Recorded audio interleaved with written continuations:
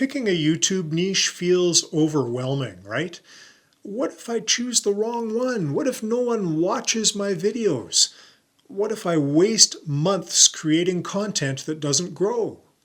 I get it. So today I'm breaking it down into 8 simple steps to help you finally choose a profitable YouTube niche that you won't regret.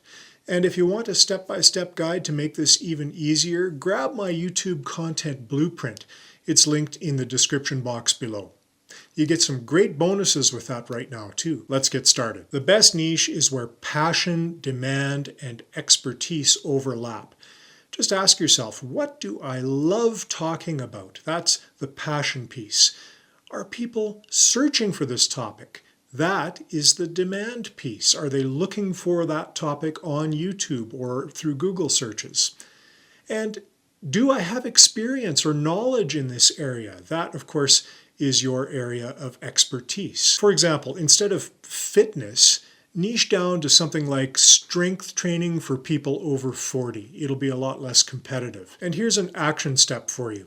Write down 5 topics you love and check if people are searching for them. Now, the next step is to do some research on what is already working on YouTube. You don't need to reinvent the wheel. You just need to have a look at what's already successful. Here's how you do that. Search your niche on YouTube. What videos on other channels are getting the most views? Study the top channels in your niche. What content is performing really well for them? So for example, if you're considering, let's say, personal finance, search for budgeting tips and analyze the top ranking videos. Here's another action step for you. Write down 3 successful channels in your potential niche and note what works for them. Next, you're going to want to test the competition level. Some niches are just way too competitive, while others don't have enough demand. So to check the competition, use YouTube's Autocomplete feature. Just type your topic in the search bar and see what pops up. You can also use tools like TubeBuddy or VidIQ to check keyword difficulty. I'll link both of those tools in the description box below. And you're also going to want to check to see if smaller channels, generally less than 10,000 subscribers, are growing in your niche. So for example, if you search DIY home decor and every video that pops up is from a huge channel and it has millions of views, that might be a sign it's just too competitive. So try something like DIY home decor on a budget instead. You might find that to be less competitive. And here's your next action step. Research your niche on TubeBuddy or VidIQ or in the YouTube search bar and check the competition. TubeBuddy and VidIQ will actually give you a competition score and you can use that to make some decisions. Now the next step, I think we're on step 4, choose a profitable niche. If your goal is to make money on YouTube, your niche really needs to have monetization potential. So ask yourself, are there brands selling products in this space? Do creators in this niche use affiliate links or sell courses? Would businesses sponsor videos in this niche? As an example, the personal finance niche we talked about earlier has very high monetization potential because it attracts high-paying sponsors, affiliate programs, and digital product sales. It can be quite a competitive niche though. So the next action step for you is check if creators in your niche promote affiliate links or sponsorships or their own products. Okay, step 5 is pick a specific audience. Your audience really is what drives everything here, and niching down isn't just about what you teach, but it's about who you help. So ask yourself, who do I want to reach?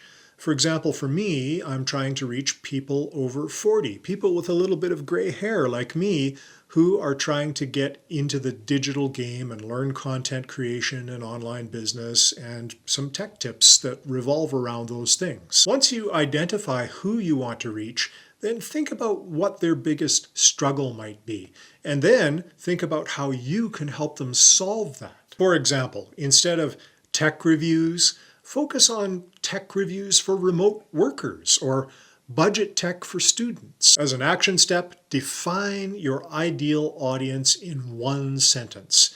I create content for whoever it is to help them solve what problem? The next step, step 6, is define your unique angle.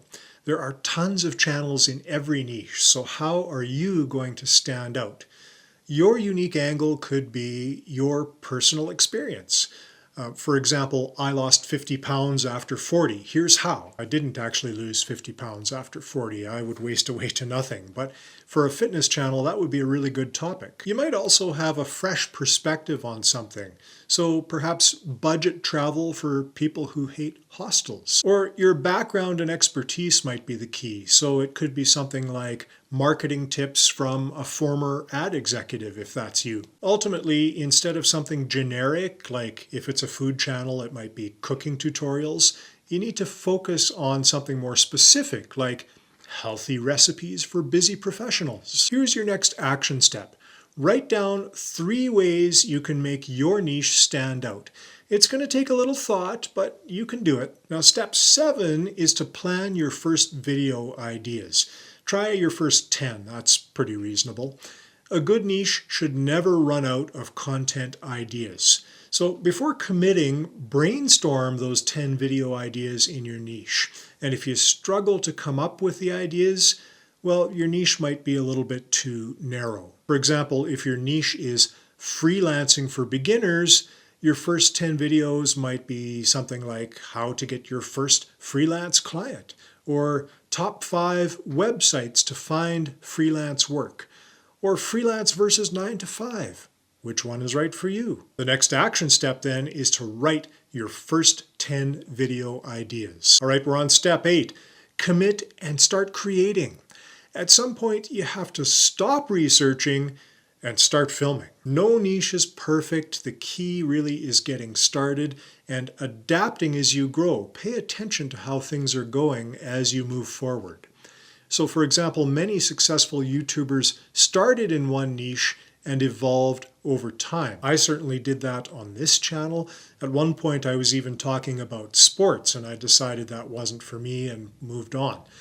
That's okay. The important thing is to start, get a feel for what you enjoy, and then see how your audience responds. So the next action step is to pick your niche today and commit to filming your first video.